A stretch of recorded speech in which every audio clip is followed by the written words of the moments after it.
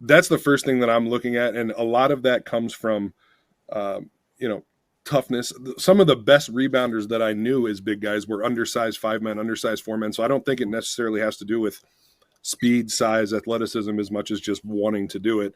And today they got bullied. They got bullied bad. James Scott today didn't do much around the rim. When you look at his performance, he had 20 minutes. I think he finished with no points, 4 rebounds. You know, he's a 6'11" kid. They don't necessarily have the kind of oomph inside that Tennessee has. But Doster, I know you were high on Louisville. I know you got excited about him. But what did you think of the way Tennessee just had their way with him inside the paint near the basket?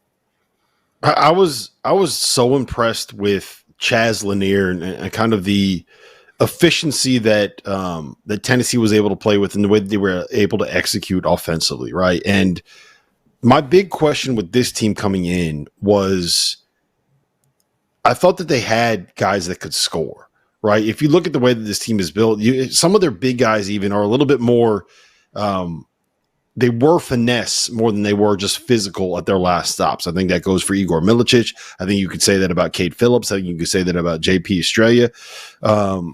And they were able to go out there and just kind of bully Louisville into submission. And I don't think it was just in the paint, right? Like, I think it was everywhere. I think that part of the reason that Louisville struggled was because they were taken out of what they wanted to do offensively completely. And some of that had to do with the fact that Louisville couldn't throw the ball in the ocean.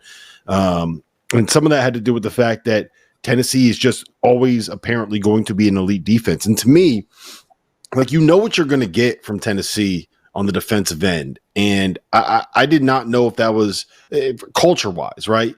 I did not know if that was going to be as effective this year as it was in the past. And look, I think that it was. You hold a team like Louisville and a Pat Kelce offense, 26.7% shooting. I think they were 4 for 22 from 3 at one point in the first half. It was I'm high on Louisville. I think I'm still high on Louisville. But I was very, very impressed with Tennessee here. I think, to me, Goodman, you could tell me if you think I'm crazy, and you're probably going to tell me that I'm crazy. I think that this said more about Tennessee than it did about Louisville. All right, so let's start with your love fest for Louisville after watching them beat a team from the Bahamas by 40 points that had a 13-year-old and a 39-year-old on it. All right, so you can admit now you got carried away. You got carried away, and they're not what you thought they were going to be. They're not going to be a Final Four team. I'm going to nip this in the bud now. Okay, I did not say I think Louisville is going to be a Final Four team. What I said, you could go back and roll the clip. I said, if we had to pick somebody outside your preseason top 25 to make the Final Four, I said that I like Louisville, which means I had Louisville outside my preseason top 25. We're splitting hairs here. Doster does this all the time. Splitting hairs. That is a fact. That is exactly what hairs are we splitting here? I'm just giving you the facts, man. He makes up things that I say all the time. So I'm just getting him back. I do. But here's what I will say. I think they're a fringe tournament team. Okay, I do. I think they're a fringe tournament team. I said that before the season. I'll continue with that. I don't think they have a star in this team. I think they have 9 solid, good players. They're completely new with a new coach, of which we saw the most productive player on the floor today was who? Rain Smith, who has played a couple of years for Pat Kelce. He knows the system. These type of teams are going to come out of the gates for the most part slow. We saw it with Baylor against Gonzaga. Brand new team, veteran team. Here, again, brand new Louisville team, veteran team with some pieces, key pieces back. So Kyle Ziegler's played forever for Rick Barnes. So obviously, Louisville's got a long way to go. They're nowhere near where they're going to end up being. But again, I don't think they have a very high ceiling with this team. I think it's a bunch of good players, not great players. I disagree with that in this sense. To me, if you go back and you watch that first half, and Kenny, Jeff, Chris, tell me if you disagree with this. I think that Louisville got the shots that they wanted for the first 18 minutes of that game, right? They got open threes from the guys that they wanted to shoot those threes, whether it was whether it was Chucky Hepburn or Rain Smith, there were Terrence Edwards got some open, like they had Noah Waterman got open looks. They had the guys that they wanted shooting threes, shooting open threes. And that's what Louisville wants to do. That's what Pat Kelce's offense wants to do. They got the looks that they wanted and they missed them. And then I think in the second half, what you saw was a more focused effort on putting the ball on the floor, trying to get to the rim. And what that turned into was Louisville doing a lot of one-on-one, and Case and Pryor trying to beat a guy off the dribble, and Chucky Hepburn trying to beat a guy off the dribble, and Corin Johnson trying to go one-on-one and do like the Seattle stuff that he does. And that, I don't care who you are, that is not going to work against a Tennessee team that is as tough and as physical and as strong defensively as they are.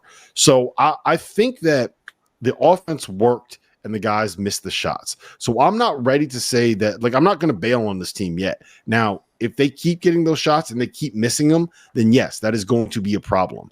But I think that this had more to do with Tennessee defensively, with Louisville not making the shots that they got. And, like, honestly, these Louisville dudes walked in here. They made a whole bunch of money in NIL, right? They went down to the Bahamas and they beat the hell out of everybody in the Bahamas, right?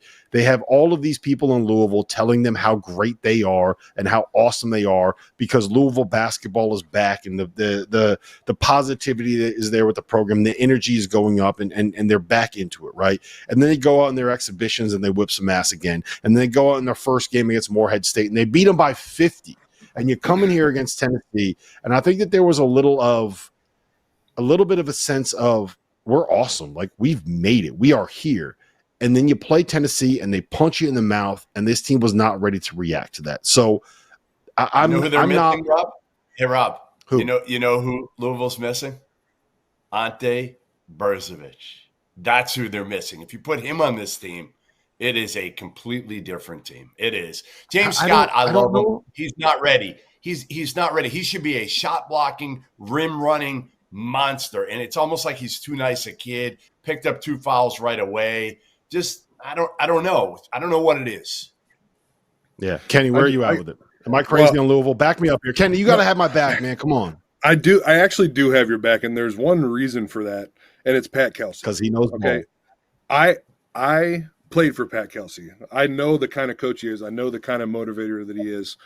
I think in this NIL era, there's this thought that you have to win right away to be successful or whatever it is. It's a process that Coach Kelce has. He builds communities around him. He is able to, obviously player development's a big thing. He has the name of Louisville behind him as well. He's going to need some time. And I know that there's internal, external forces that are saying you have to win now, or you at least have to win soon for him to be successful in this position. But I still have faith in Louisville because of Pat Kelce. The one thing that I wanted to talk about, at one point in the game, it was right before the 12-minute timeout, Ziegler hit a 27-foot three. Oh, at that point, Louisville was down. Dude. Yeah, Louisville was only down 9 at that point. So, I'm not saying that won or lost them the game, but it's an absolute dagger to fight back like that and then have a dude just hit an off-the-wall circus shot to go back up. So what do they have to do? And Childers, you could start with this. What is a successful season for this Louisville team and Pat Kelce coming off probably the most humiliating, embarrassing 2-year run, not in Louisville history, maybe in college simple. basketball. Jeff, it's simple. The bar is so dance. Get to the tournament. And let's be honest. We came into the season saying that the ACC was going to be a lot better, right? And North Carolina has looked really good, but Wake Forest has not hit their stride yet. Clemson has not hit their stride yet. There's other teams in the ACC that have not hit their stride. There's no say because Louisville got beat by 20 by a really good Tennessee team does not change the fact that they could very easily finish top 4 in the ACC.